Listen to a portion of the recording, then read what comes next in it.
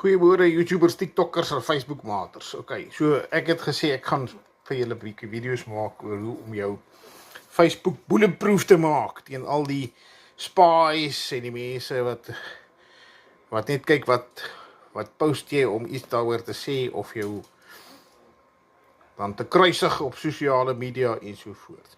Nou hier is vir die elektroniese gestremdes van die ouens wat nie weet nie. Daar is baie van julle daar buite, ek weet. Okay, so ek gaan vir julle wys hoe maak jy jou posts friends only.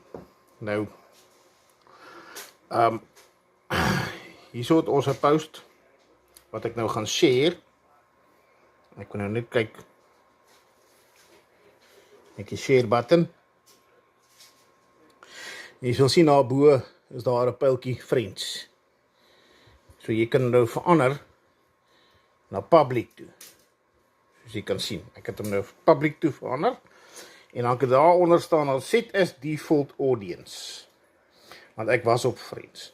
So as jy daai knoppie druk, dan is al jou posts wat jy doen, is dan vir jou friends, soos wat ons wil hê, kom ons sê friends. OK.